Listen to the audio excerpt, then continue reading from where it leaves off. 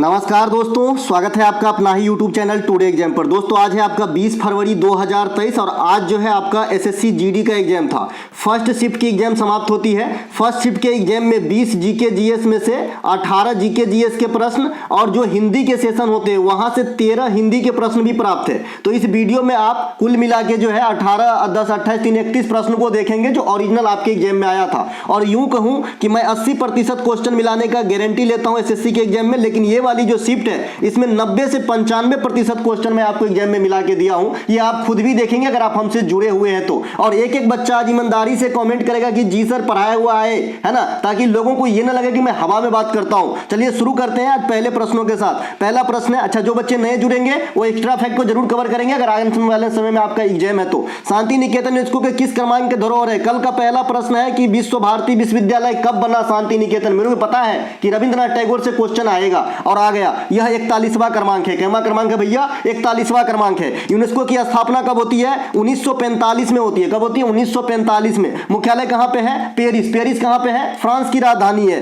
भारत में latest UNESCO की धरोहर। अच्छा पेरिस से एक और क्वेश्चन याद रखिएगा। पेरिस से एक और क्वेश्चन याद रखिएगा। 2024 का ओलंपिक पेरिस में होने वाला है। एक बीबीआई क्वेश्चन जो आपके एग्जाम में छपने के लिए बेकरार है। इनके अलावा भारत में लेटेस्ट यूनेस्को का धरोहर कौन सा है? 39वां रंगप्पा मंदिर जो आपका 2021 में किया गया था। 40वां धौलावीरा मंदिर गुजरात में साइट है, हड़प्पा कालीन साइट है। इन्हें भी 2021 में नॉमिनेट किया गया था यूनेस्को के अंदर। 2023 में 41वां शांति निकेतन आया और 42वां होयसल मंदिर समूह आया। तो 42वां पूछे जा सकते हैं होयसल मंदिर समूह। यूनेस्को के भारत में कुल कितने धरोहर हैं? आप कहिएगा दादा 42 धरोहर है। कितने धरोहर है? 42 धरोहर है। कहीं जाने की जरूरत नहीं बेटा, मेरा एक क्लास अटेंड कीजिए। आपको जीके जीएस में अगर 80 से 90% क्वेश्चन एग्जाम में नहीं मिले अपना नाम बदल दूंगा। ठीक है मेरे भाई। पहली बार यूनेस्को में भारतीय साइट को जो शामिल किया गया ये 1983 में किया गया। ये कौन कौन से साइट थे है ना? तो आगरा का किला है ना, अजंता की गुफा, एलोरा की गुफा और आपका जो है ताजमहल। ये 4 चीज को जो है शामिल किया गया था 1983 के अंदर। भारत से जो है बल्क में 4 चीज को शामिल किया गया था पहली बार।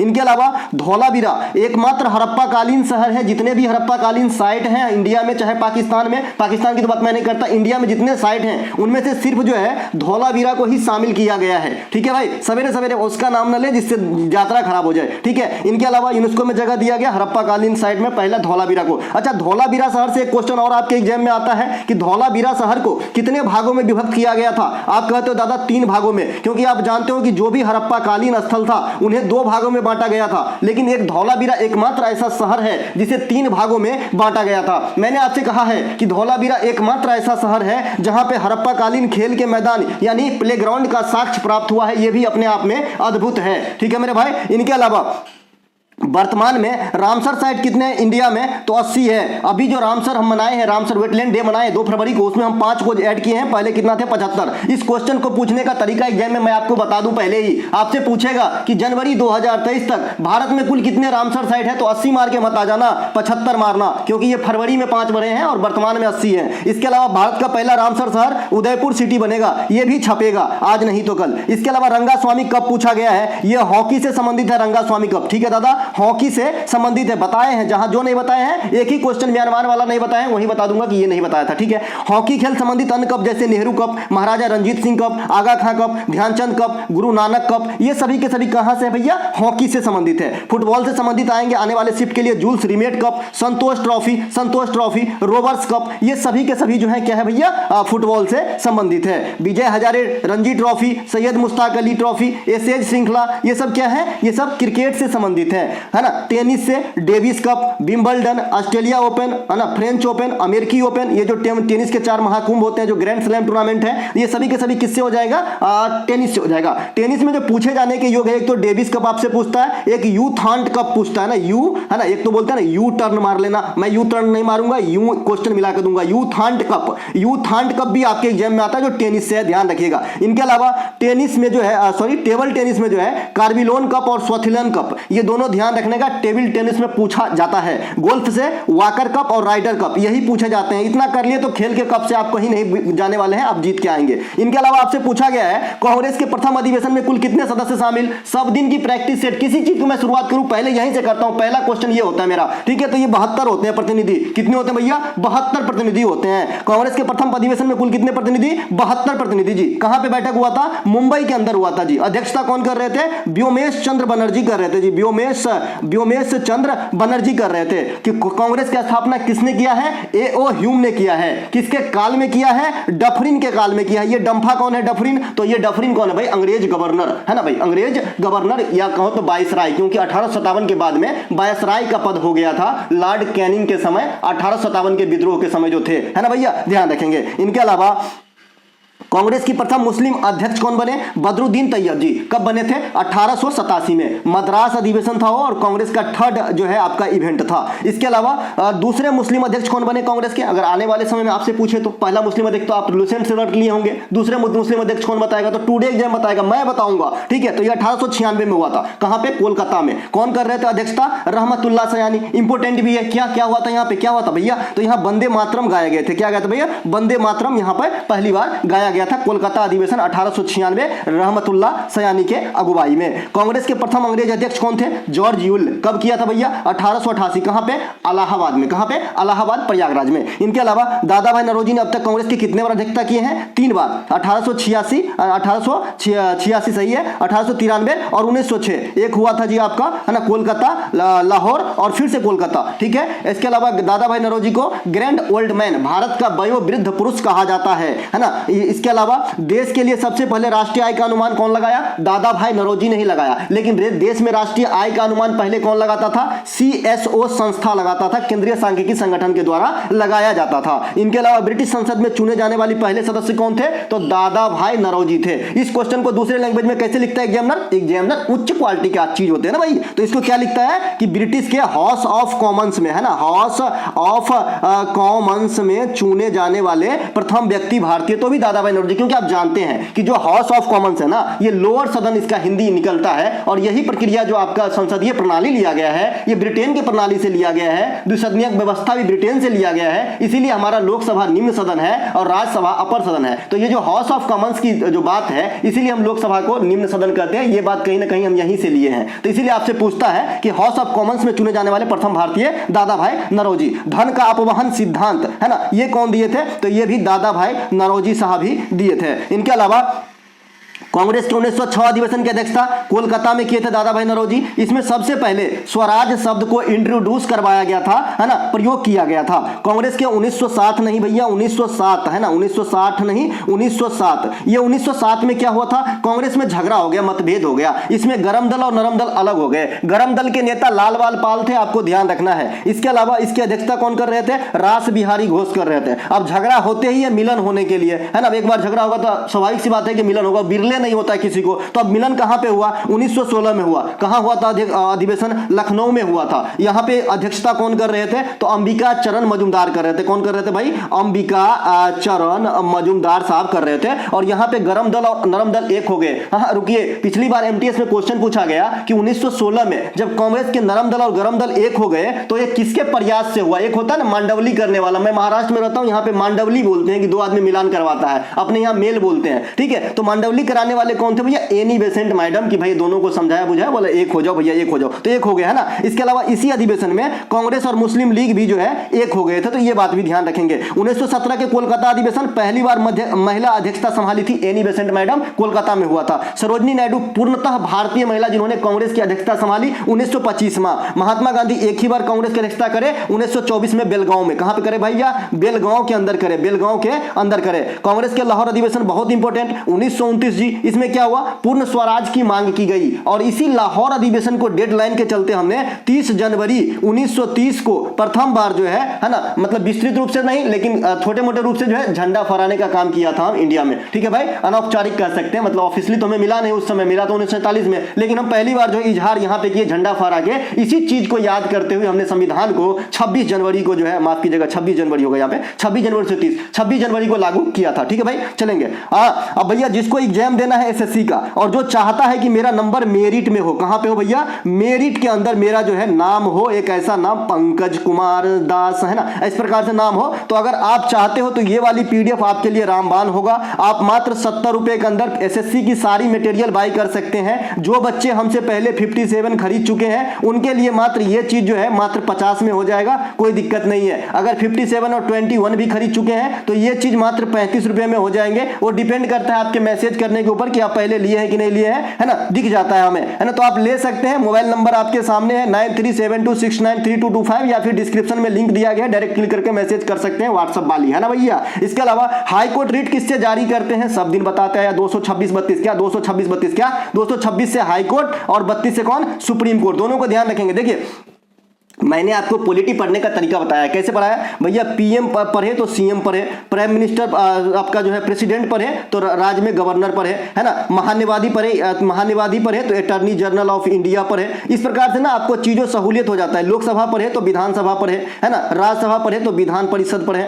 तो इसमें बहुत सारे चीज आपको जो है क्लियर हो जाती है। उसी प्रकार से जब भी आप हाई कोर्ट पढ़े तो सुप्रीम कोर्ट जरूर पढ़े। तो हाई कोर्ट जो है 226 से रिट जारी करते हैं, सुप्रीम कोर्ट 32 से जारी करते हैं। हाई कोर्ट 215 के तहत रिकॉर्ड अभिन्यायालय है, सुप्रीम कोर्ट 129 के तहत रिकॉर्ड अभिन्यायालय है। हाई कोर्ट में एज जो हाई कोर्ट में जो एज है रिटायरमेंट का 62 वर्ष है, सुप्रीम कोर्ट में जो एज है रिटायरमेंट का 65 वर्ष है। हाई कोर्ट में अधिकतम न्यायाधीश मतलब फिक्स नहीं है, सुप्रीम कोर्ट में मैक्सिमम न्यायाधीश 34 हो सकते हैं। ये सब ध्यान रखेंगे। हाई कोर्ट और सुप्रीम कोर्ट दोनों के न्यायाधीश को प्रेसिडेंट नियुक्त करते हैं। हाई कोर्ट के सभी न्यायाधीश का तबादला कौन करते हैं, तो प्रेसिडेंट ही करते हैं, क्योंकि सुप्रीम कोर्ट में न्यायाधीश की तबादला तो हो ही नहीं सकती, क्योंकि सुप्रीम कोर्ट से अधिक बड़ा कोई कोर्ट तो इंडिया में है ही नहीं, तो जाएगा कहां। हाँ, सुप्रीम कोर्ट के जो न्यायाधीश है वो विधि आयोग में अध्यक्ष बन सकते हैं, या फिर किसी पैनल में, ज्यूरी में, मेंबर में, कमिटी में हेड बन सकते हैं। ये सब हो सकता है, एक एक बात को समझेंगे, है ना। इसके बोलते हैं खांटी नॉलेज भैया, खांटी वाला, किताबी भाषा से दूर रहने का बाबा, है ना। इसके अलावा भारत में सबसे पहले हाई कोर्ट का गठन 1862 में कोलकाता में, मुंबई में और मद्रास में 3 जगह किया गया था।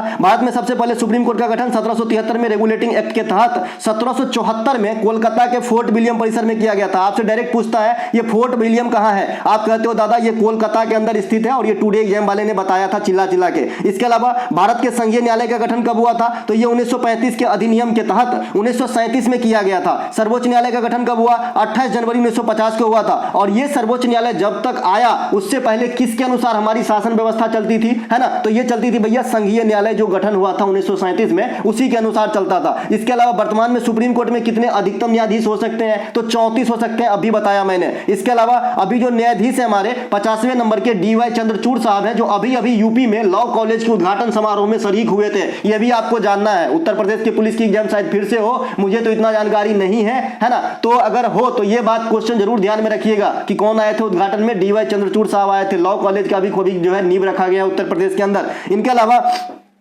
जो आपका पहला था ये जस्टिस हीरालाल कानिया जी थे, आपके CJI ऑफ इंडिया फर्स्ट वाली, और आज तक कोई महिला CJI नहीं बनी। और सुप्रीम कोर्ट में प्रथम महिला न्यायाधीश फातिमा बीवी, जिनका पिछले साल निधन हो गया था, और 2024 में जो है इन्हें पद्म भूषण दिया गया है, जो मतलब 17 आदमी को जो दिया गया उनमें एक नाम फातिमा बीवी का भी है। इनके अलावा सुप्रीम कोर्ट के पास 3 प्रकार के अधिकार होते हैं, कौन से, परामर्शदायी, अपीलीय तथा मौलिक। इनके अलावा आर्टिकल 143 के तहत राष्ट्रपति सुप्रीम कोर्ट से परामर्श प्राप्त करते हैं, जो परामर्शदायी अधिकार क्षेत्र में आएगा। सुप्रीम कोर्ट को अनुच्छेद 32 के अनुसार रिट जारी करने का अधिकार है। अनुच्छेद 129 से आपका जो है क्या होता है, रिकॉर्ड अभिन्यायालय या फिर जो है रिकॉर्ड अभिन्यायालय या फिर अभिलेख न्यायालय कहिए, है ना। और ये क्या होता है मैं आपको बता चुका हूं कि भाई जिस प्रकार से मान लीजिए एक पेन की चोरी, हमेशा मैं यही एग्जांपल देता हूं कि एक पेन के चोरी के लिए मान लीजिए 1 दिन की सजा है, 1 दिन के लिए जेल है ना। तो ये वाली फैसला क्या होता है, संजो के एक रिकॉर्ड के तौर पर रख लिया जाता है। और जब किसी हाई कोर्ट में सेम मामला गया कि राम ने एक पेन चोरी किया है ना, सेम प्रोसेस से चोरी किया है, इंटेंशन भी सेम था,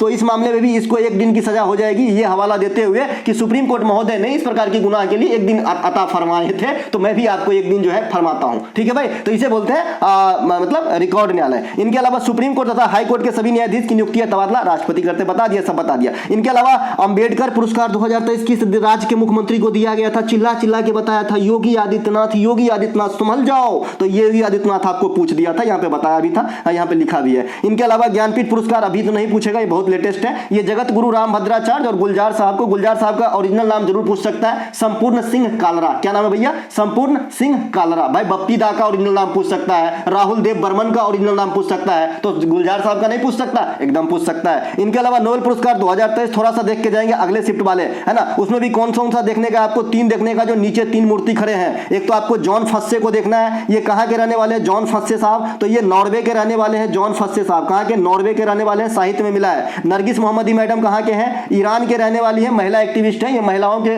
जो है उत्पीड़न वगैरह के खिलाफ आवाज उठाती हैं। इनके अलावा क्लॉडिया गोल्डन, गोल्डन महोदय, गोल्डन मतलब सोना, मतलब महंगा, महंगा मतलब अर्थशास्त्र, अर्थशास्त्र में क्लॉडिया गोल्डन को मिला है। कहाँ के रहने वाली है, यूएसए के रहने वाली है। नोबेल पुरस्कार की इतिहास देख लेते हैं, 1901 में शुरू हुआ था, 1968 में अर्थशास्त्र का घोषणा हुआ, किसके द्वारा, स्वीडन के सेंट्रल बैंक के द्वारा, एसएसबी के द्वारा, ठीक है, सशस्त्र सीमा बल नहीं समझिएगा, स्वीडन सेंट्रल बैंक, ठीक है भैया, है ना, सी कर लेते हैं, एससीबी होगा एक्चुअली। इनके अलावा 1969 में प्रथम इकोनॉमिक्स में अवार्ड मिला था, किसे मिला था, रेगनर फ्रिश को और जॉन टिनबर्ग को। रेगनर फ्रिश क्या किए थे, व्यष्टि अर्थशास्त्र और समष्टि अर्थशास्त्र की परिभाषा दिए थे। व्यष्टि अर्थशास्त्र किसे कहते हैं और समष्टि अर्थशास्त्र किसे कहते हैं। व्यष्टि में हम अर्थशास्त्र के लघु रूप का अध्ययन करते हैं, समष्टि में हम अर्थशास्त्र को विस्तृत रूप का अध्ययन करते हैं। अब हम चलते हैं आगे। इसके अलावा वर्तमान में नोबेल 6 सेक्टर में दिया जाता है, राइट। इसके अलावा भारत की आजादी के समय म्यांमार के राष्ट्रपति कौन थे, ये क्वेश्चन मैं नहीं बताया था दादा, है ना, जो नहीं बताया नहीं बताया, है ना, सब बता दूंगा तो एसएससी वाला मुझे पकड़ के ले जाएगा।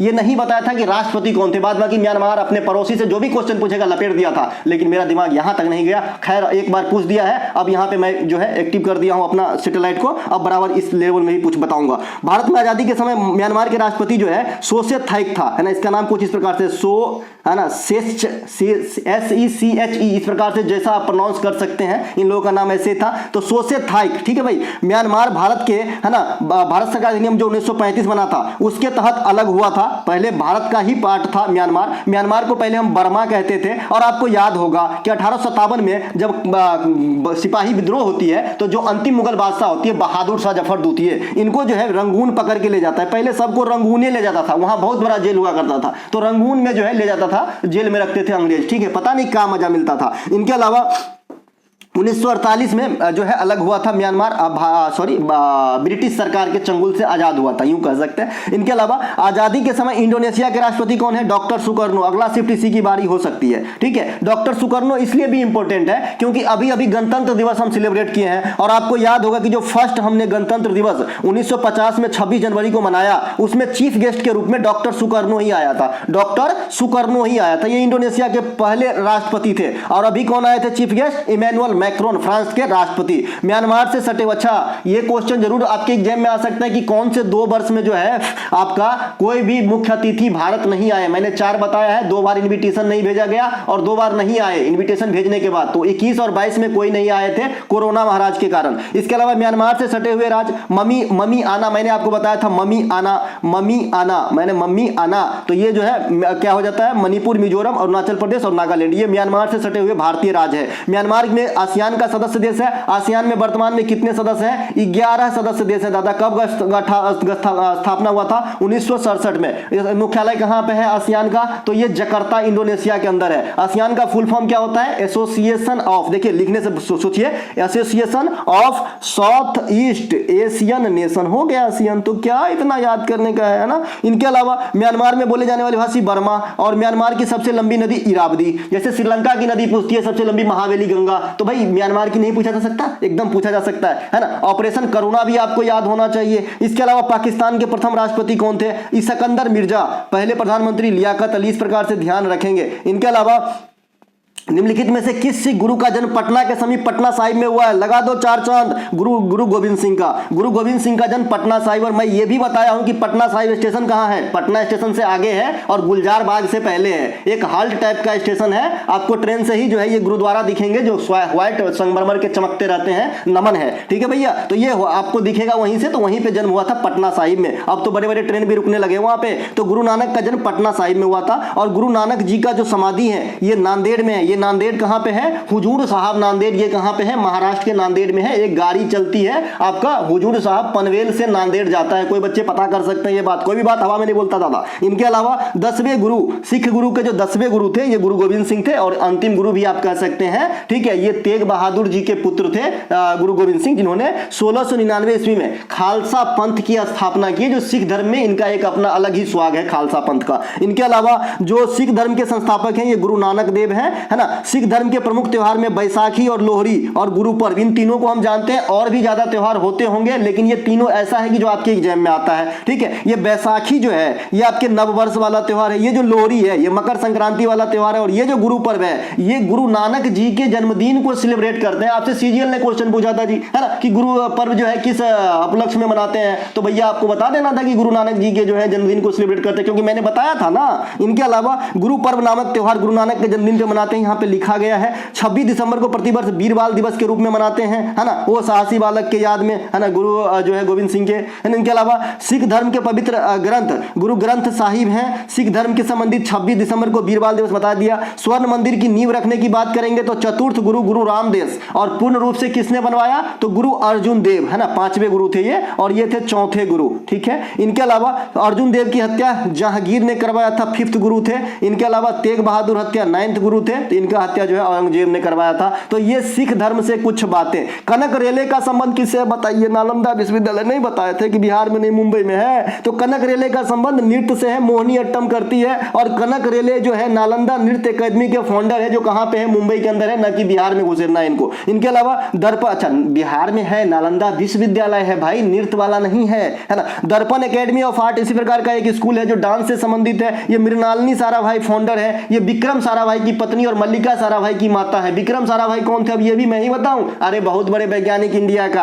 है ना। तो ये भारतनाट्यम तथा आपका जो है कथकली नृत्य कर लेती थी, कौन भैया, आपका मृणालिनी साराभाई। इसी प्रकार से एक सोनल मानसिंह है जो भरतनाट्यम के साथ साथ ओडिसी कर लेती है। तो जो डबल कैरेक्टर में नृत्य करती है उनको जरूर ध्यान रखिए कि हम यामिनी कृष्णमूर्ति है, वो भरतनाट्यम के साथ कुचिपुड़ी कर लेती है। जो यामिनी स्कूल ऑफ डांस की स्थापना जो है दिल्ली में करी थी। सृजन नामक डांस स्कूल की स्थापना जो है गुरु केलुचरण महापात्रा उड़ीसा में किए थे। ये सब ध्यान रखना है ना। कथक नृत्य एकेडमी कहाँ है, आप लोगों से क्वेश्चन है, क्योंकि ये भी बताया हूं। कथक डांस इंस्टीट्यूट कहाँ पे है बताइएगा, है ना, आप लोगों से क्वेश्चन है ये। इनके अलावा मोहिनी अट्टम कैसा नृत्य है, एकल महिला नृत्य है, इसमें सिर्फ महिलाएं ही भाग लेती है। अच्छा, यहाँ पे एकल शब्द को काट देंगे तो ज्यादा बेस्ट होगा, क्योंकि भरतनाट्यम एकल महिला नृत्य होती है। मोहिनी अट्टम में सिर्फ ये समझिए कि इसमें कोई पुरुष भाग नहीं लेता है, महिला भाग लेते हैं, राइट, जिसमें भगवान विष्णु के मोहिनी स्वरूप की पूजा होती है। 8 शास्त्रीय नृत्य कुचिपुड़ी, मोहिनी अट्टम, कथक, मणिपुरी, सत्रिया, मणिपुरी, भरतनाट्यम, ओडिसी। पूरा वीडियो देखिएगा, पता नहीं कौन से लफ्ज मेरा एग्जाम में आ जाए।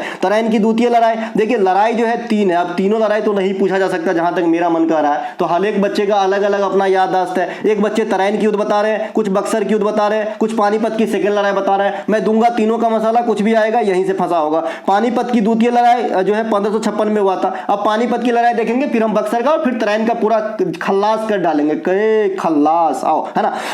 तो ये 1556 में हुआ था। पानीपत की प्रथम लड़ाई इब्राहिम लोदी और बाबर के बीच में हुआ था। ये इब्राहिम लोदी कौन है, लोदी वंश के अंतिम लाडला, यानी सल्तनत का अंतिम चिराग, ठीक है। इनके साथ बाबर की लड़ाई 1526 में हुआ था। इस लड़ाई में विजय बाबर हुआ और भारत में जो है सल्तनत काल को जो है क्लोज हुआ, दरवाजा लग गया और मुगल वंश की स्थापना हो गई। बाबर मुगल वंश की स्थापना करने से पूर्व फरगना के शासक थे। फरगना के शासक कब बने थे, 1494 में बने थे। अब बाबर की थोड़ी सी देख लेते हैं। बाबर को कलंदर कहा जाता था, कहा जाता था कि ये दानी थे एक प्रकार के। बाबर बाबरनामा नामक किताब लिखे जो तुर्की भाषा की किताब है ना। इनके अलावा बाबर की इच्छा अनुसार उसकी जो लाश को दफनाया कहाँ गया, काबुल में। पानीपत की द्वितीय लड़ाई अकबर और हेमू के बीच में हुआ था 1556 में, और विजय किसकी हुई थी, अकबर की हुई थी। अकबर की राज्याभिषेक कलनौर में हुआ था, यह भी क्वेश्चन पूछा जाता है, ध्यान रखेंगे। 13 वर्ष की उम्र में। अकबर के काल को मुगल काल का स्वर्ण काल कहा जाता है। अकबर के रीजेंट कौन थे, बैरम खान थे। अकबर के दीन इलाही धर्म जो है शुरू किया था, ध्यान रखेंगे। इनके अलावा जो महाराणा प्रताप के साथ अकबर का युद्ध हुआ था 1576 में, उसमें भाग लिए थे मानसिंह अकबर के सेनापति के रूप में, ठीक है भैया। अकबर का राजस्व मंत्री टोडरमल, दहसाला बंदोबस्त चलवाया था ये टोडरमल, है ना। अकबर मुर्शिदाबाद तथा फतेहपुर सिकरी का निर्माण भी करवाया था। अकबर के दरबारी 9 कवि को नवरत्न कहा जाता था। आगरा का किला का निर्माण अकबर ने करवाया है। ये था जी अकबर का थोड़ा सा। पानीपत की तृतीय लड़ाई अहमद शाह अब्दाली और मराठों के बीच 1761 में हुआ था। इसमें अहमद शाह अब्दाली की विजय हुई और उस लड़ाई में मराठों का सेनापति सदाशिव राव भाव था। तराइन की लड़ाई आ जाते हैं। दो लड़ाई होता है 1191 और 1192 में। दोनों में सेम कैरेक्टर होते हैं, पृथ्वीराज चौहान तृतीय और मोहम्मद गोरी। पहले में जो है पृथ्वीराज चौहान जो है विनर हुए थे फर्स्ट में, और सेकंड में जो है ये गोरी विनर हो गया था, ठीक है। इनके अलावा तराइन की एक और लड़ाई है 1215, ये कुवाचा और इल्तुतमिश के बीच में हुआ था। कुवाचा को हरा दिया था, पानी में डुबो को मार दिया था, कौन, इल्तुतमिश। तो ये तीनों ध्यान रखेंगे। अब बक्सर के युद्ध आते हैं 1764 में। इसमें इंडिया की तरफ से त्रिगुटी सेना थे, यानी शाह आलम द्वितीय, मीर कासिम और शुजा-उद-दौला। किधर गया? इधर है। शाह आलम द्वितीय कौन है? मुगल बादशाह उस समय का। मीर कासिम कौन है? उस समय का बंगाल का नवाब। और शुजा-उद-दौला उस समय कौन है? अवध का नवाब। ये तीनों नवाब के संयुक्त त्रिगुटी सेना और उधर अंग्रेज की तरफ से हेक्टर मुनरो बिहार के बक्सर नामक जगह पे आप देखेंगे कि भैया अवध को ले लीजिए, है ना, बंगाल को ले लीजिए और बिहार के लिए तो सेंटर यहां पड़ता है बक्सर के पास, इसीलिए ये युद्ध हुआ था, है ना, आने जाने में सही था, ये केंद्र बक्सर हुआ, है ना, फिर भी हार गए। और इसमें कौन थे अंग्रेज? Hector Munro. एक लड़ाई होता है 1757 में, इसे कहते हैं प्लासी का युद्ध, सिराजुद्दौला और रॉबर्ट क्लाइव के बीच में होता है। एक होता है भाई संधि 1765 में, इसे कहते हैं इलाहाबाद की संधि, रॉबर्ट क्लाइव और शाह आलम द्वितीय के बीच में हुआ था। कैल्शियम कार्बोनेट का फार्मूला पूछता है, क्या पूछता है जी? CaCO3। क्या होता है भाई? CaCO3। सोडियम कार्बोनेट NaCO3, इसे धोबिन सोडा कहते हैं। खाने वाला सोडा सोडियम कार्बोनेट NaCO3, इसे सोडियम हाइड्रोजन कार्बोनेट भी कहते हैं। साधारण नमक NaCl सोडियम क्लोराइड कहते हैं। समुद्री जल में सबसे अधिक सोडियम क्लोराइड होंगे या फिर सोडियम होंगे। इनके अलावा plaster of Paris calcium sulphate hemihydrate CaSO4 half H2O, है ना, विरंजक चूर्ण कैल्शियम हाइपोक्लोराइड CaOCl2, सल्फ्यूरिक अम्ल H2SO4, रसायन का राजा, इसे सभी प्रकार की बैटरी में भरते हैं। आयल ऑफ विट्रियोल भी कहा जाता है इसे। एसिटिक एसिड CH3COH, इसे खाने के रूप में विनेगर के रूप में यूज करते हैं। इसके अलावा पूछ रहा है कितने वर्ष तक के बच्चों को पढ़ना अनिवार्य है? कल के प्रैक्टिस सेट का पहला क्वेश्चन है ये, है ना। 6 से 14 वर्ष तक के बच्चों को पढ़ना अनिवार्य है। भाई मौलिक कर्तव्य में भी शिक्षा की बात करी गई है। मौलिक कर्तव्य जो आपका बना कौन सा भैया? कौन सा बना? 11वां मौलिक कर्तव्य जो है 51 के 1 के 11 में, है ना, कि 6 से 14 वर्ष तक के बच्चों को उनके पेरेंट्स को शिक्षा दिलाना कर्तव्य है। और यही चीज आपके सेम जो है आर्टिकल 21 के ए में है, लेकिन वहां पे फंडामेंटल राइट होता है। मैंने बार बार चिल्ला के बताया कि जो 21 के ए में है वो बच्चे पे लागू होता है, कि उन बच्चे का राइट है भाई कि शिक्षा ले फ्री में। कमल का पर्यायवाची, है ना, कल भी बताया था, यूपी पुलिस में भी आया था ये। पंकज, जलज, राजीव, है ना, नीरज भी होगा। इनके अलावा समान नागरिक संहिता आर्टिकल 44 में है जी, यूसीसी लगाने वाला पहला राज्य अभी उत्तराखंड बन गया है जी। इससे पहले गोवा में हमेशा लगा रहता है, लेकिन गोवा फिर भी पहला राज्य नहीं है, क्योंकि ये प्रचलन में आता है 1961 में जब हम पुर्तगालियों से गोवा को रिलीज कराए थे, तब से जो है ये चलता आ रहा था जी, इसीलिए हम लगाए नहीं है, लगा हुआ मिला था जी,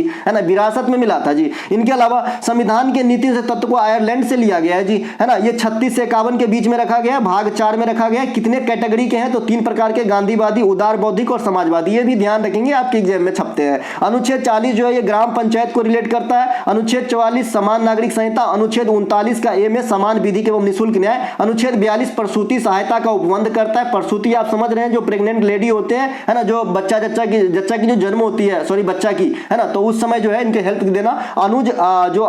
अनुसूचित जनजाति है या फिर समाज में जो कमजोर वर्ग है उनको 46 के तहत प्रोटेक्शन देना। अनुच्छेद 47 जो है मदिरा पान या फिर कोई भी नशीली चीज को जो है निषेध करना। अनुच्छेद 48 पशु बलि या फिर गाय वगैरह की हत्या पे रोकना। अनुच्छेद 49 सार्वजनिक हित की जगह को संरक्षण प्रदान करना। सबसे ज्यादा इंपॉर्टेंट अनुच्छेद 49 है, ये आपसे पूछा जाता है कि जो भी लोक हित की जगह है ना उसे तोड़फोड़ नहीं करना, संरक्षण प्रदान करना। जैसे रेलवे स्टेशन का कुर्सी, अब जैसे इधर देखा कोई नहीं है, दुगो नट खोल लिया, तो ऐसा नहीं करने का। अपने को अनुच्छेद 50 कार्यपालिका से न्यायपालिका को अलग करना। अनुच्छेद 51 जो है अंतर्राष्ट्रीय शांति और सुरक्षा को बढ़ावा देना। जो डीपीएसपी है ये न्यायालय के द्वारा किसी भी सूरत में परिवर्तनीय नहीं है, लेकिन जो मौलिक अधिकार है वो परिवर्तित होता है। संविधान के भाग 3 में फंडामेंटल राइट है जो 12 से 35 के बीच में वर्णित है और इसमें 6 है। संविधान में मौलिक कर्तव्यों को 42वां संविधान संशोधन 1976 के द्वारा 10 प्रकार के जोड़े गए। 11वीं मौलिक कर्तव्य जो है 2002 में 86वां संविधान संशोधन के द्वारा आया, जिसमें 6 से 14 वर्ष तक के बच्चों को, है ना, उनके पेरेंट्स का कर्तव्य होगा शिक्षा दिलाना, है ना। वर्तमान में 11 है, रसिया के संविधान से लिया गया, संविधान के भाग के 4 के ए में है। सदुपयोग का विलोम क्या होगा? सदुपयोग करना मतलब उपयोग करना, यूटिलाइज करना, इसका विलोम दुरुपयोग करना हो जाएगा, है ना, दुरुपयोग करना, है ना। भाखड़ा नांगल किस नदी पे? कल भी ना पढ़ाया था जी, सतलज नदी पर स्थित है भाखड़ा, जहां पे मैंने ये पढ़ाया था कि इंडिया में सबसे लंबी पुल कहां है। तो फैक्ट के लिए तो है, टुडे एग्जाम है और आपके हेल्प करने के लिए। बाद में कि आप लोग बात नहीं समझते हैं। अब देखिए ना, मैं पहले बताया ना कि देखिए जैसे प्रकार से एनालिसिस में आप मुझे खोजते हैं, उसी प्रकार से अगर पढ़ाई के दिन में खोजे ना, तो मैं गारंटी देता हूं 6 मंथ में, 6 मंथ ने भैया 6 मंथ के अंदर जो है आपका अगर जीके में रिजल्ट, मतलब 100% तो नहीं मैं बता सकता हूं, लेकिन 90% अगर आप जीके नहीं सॉल्व करेंगे ना, नाम बदल दूंगा। 6 मंथ आप हमको दे दिए, मेरा सारा कंटेंट फॉलो कीजिए, पीडीएफ लीजिए, पीडीएफ पढ़िए, है ना। इसके अलावा भाखड़ा नंगल सतलज नदी पे, सतलज नदी का उद्गम तिब्बत के मानसरोवर से सिंधु और ब्रह्मपुत्र के साथ, है ना। सिंधु निकलता है बोखारछू से, ब्रह्मपुत्र निकलता है चेमाड्यूंग ग्लेशियर से। सतलज नदी भारत में सबसे ऊंची ज्वारीय बांध बनाता है, भाखड़ा नांगल परियोजना पे है, इसी पे नदी पे है ना। पहली पंचवर्षीय योजना में आया था, कल बताया था। इसके अलावा भारत में सबसे ऊंची बांध परियोजना टिहरी डैम है, भागीरथी और भिलांगना पे उत्तराखंड में है।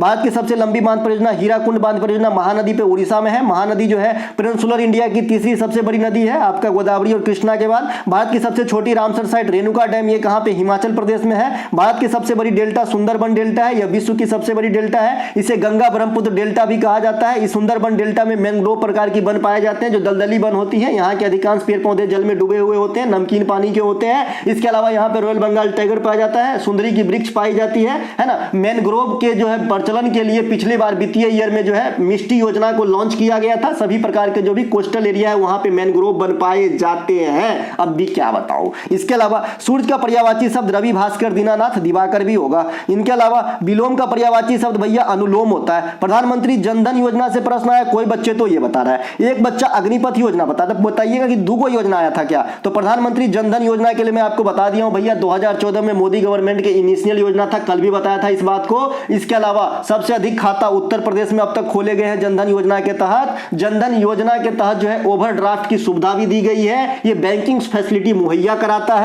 ये भारत की सबसे बड़ी योजनाओं में से गिनने जाते हैं क्योंकि ये गिनीज बुक में अपना रिकॉर्ड दर्ज करवाया है। इसके अलावा जो आपका अग्निवीर वाला है, जो आपका अग्निवीर वाला ने पूछा है भैया, अग्निपथ कौन पूछा है भैया, देखिए जरा बताना। हाँ अग्निपथ, तो जो ये अग्निवीर वाला जो है फैसिलिटी, इसमें एज पूछा होगा मेरे ख्याल से, अगर ये पूछता है ना तो 17.5 से मैक्सिमम 23 वर्ष तक की आदमी जो है यानी युवा जो है इस तीनों सेनाओं में भर्ती ले सकते हैं इस फैसिलिटी के तहत। और इनको 11.71 लाख की पैकेज 4 साल के बाद प्राप्त होती है।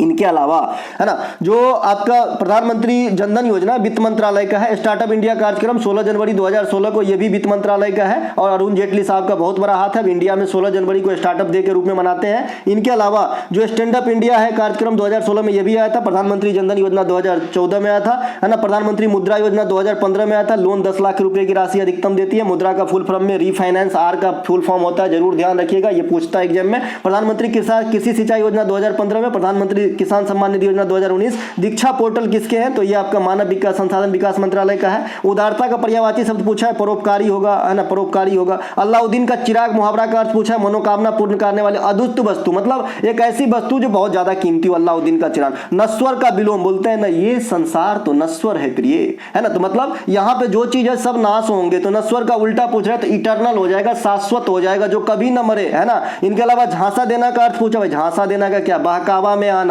है ना, चिकनी चुपड़ी बात करना, चलो ना तुमको ड्रिंक पिलाएंगे, है ना। इनके अलावा मतलब ठंडा पिलाएंगे, ड्रिंक अलग लेवल की शब्द है भाई, ये सब यूज नहीं करना है। जनसंख्या के सबसे अधिक एक क्वेश्चन आया था, भारत में शहनाई वादक कौन है, ऐसा कुछ आया है क्वेश्चन, लेकिन ये क्वेश्चन क्लियर है या नहीं मैं नहीं बता सकता, इसीलिए मैं थोड़ा सा अपने फैक्ट दे देता हूं। आप लोग बताइएगा कि शहनाई वाला क्वेश्चन क्या था। बिस्मिल्लाह खां को 2001 में शहनाई के लिए भारत रत्न दिया गया था। बहुत ही फेमस बिस्मिल्लाह खां साहब शहनाई के क्षेत्र में। शहनाई के अन्य कलाकार में दयाशंकर जगन्नाथ, अली अहमद, हुसैन खान। तो दोस्तों ये थे आज के पहले शिफ्ट के प्रश्न एनालिसिस। अगर आपको लगा हो कि वास्तव में जानदार कंटेंट के साथ एनालिसिस करवाता हूं, सिर्फ ये मकसद नहीं कि प्रश्न क्या आए थे, मकसद ये है कि आपके एग्जाम में आपको क्वेश्चन कैसे मिलेगा, ठीक है ना। तो लाइक कर दीजिएगा, पैसा नहीं लग रहा हो तो अपने दोस्तों में शेयर कीजिएगा। मिलेंगे अगले वीडियो में। जय हिंद दोस्तों। ये पीडीएफ आपको हर जगह अवेलेबल है, टेलीग्राम पे भी अवेलेबल है, और जो बच्चे पीडीएफ ग्रुप में है उनको तो देना ही है क्योंकि वो मेरा गेस्ट है ना। जय हिंद दोस्तों।